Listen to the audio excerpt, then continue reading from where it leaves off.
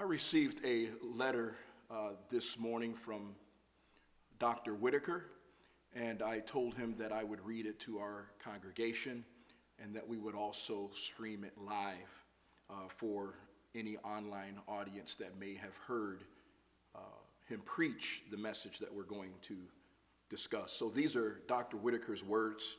It is a clarification.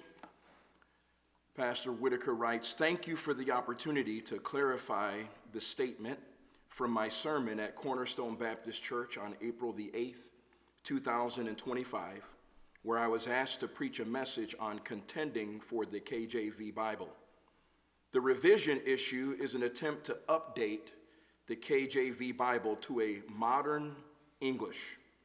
There are archaic words in the Bible, and the syntax has elements that are from the early modern English period, reflecting the 1611 translation era. The KJV has been updated concerning the spelling issues on 3 occasions, but no substantive changes were made at the time.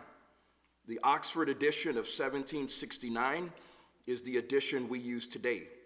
The churches accepted this revision, and the revision of spelling was necessary. We need to be aware of attempts to revise the King James Version of the Bible. For instance, the New King James Version claims to be the next updating or revision made in 1982 in the sequence of the first 3, 1629, 1638, 1769. However, the New King James carries changes with it that reflect the critical text and is not an updating, but rather a corruption of our Bible. Every Bible believer needs to be cautious when there is an attempt to revise the KJV. What are they really going to change? My statement in the sermon caused some to conclude that I alleged that Fairhaven Baptist Church has published a revision of the King James Version. They have not done this. Dr. Mitchell is a good man, and I hold no animosity toward Fairhaven or its pastor. In my sermon, I was pointing out 2 specific examples of the revision attempts. One was done by Whitaker House Publishing. It is called the KJV ER. The other attempt I cited was my brother-in-law, Dr. Jeff Vogelin. He has acted independently of the church and college to publish his updated version of the KJV. This was published under the title of, quote, American Paragraph Edition of the 1611 KJV Bible, with the explanation, American spellings and archaic suffixes modified. At the urging of Pastor Travis Decker, Dr. Mitchell asked Dr. Vogelin to remove the published work from Amazon.com.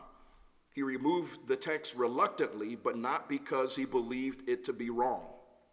Dr. Jeff has continued to use this revised Bible in his podcasts and Spotify under the title of, quote, Daily Bible Reading.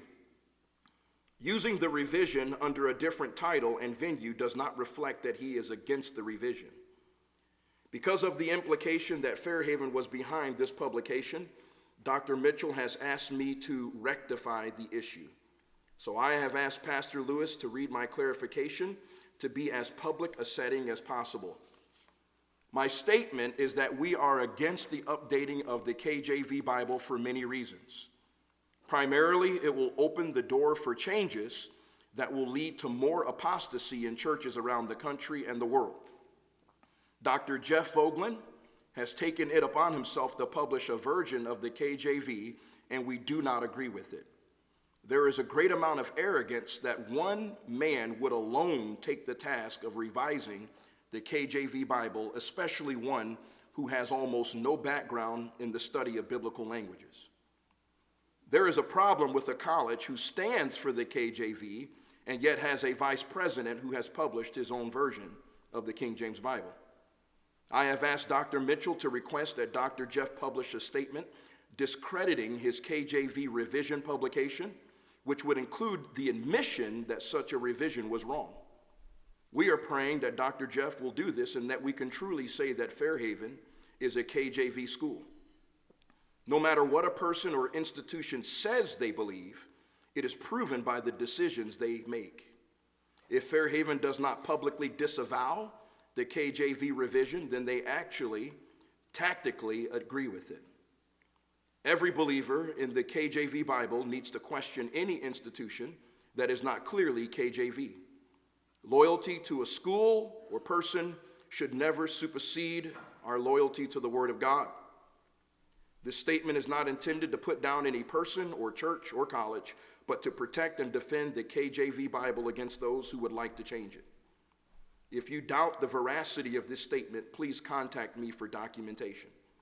Again, I want to thank Dr. Jeremiah Mitchell for requesting me to clarify my statement, and to Pastor Lewis for graciously reading this in the location of my originally misunderstood sermon.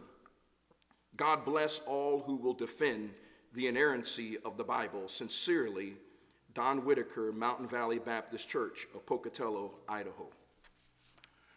I would just briefly add that I am thankful that Pastor Whitaker asked for this to be clarified, and that he wanted it to be clarified in the same way that the sermon was misunderstood. I could not agree more than I do with what he said in this statement.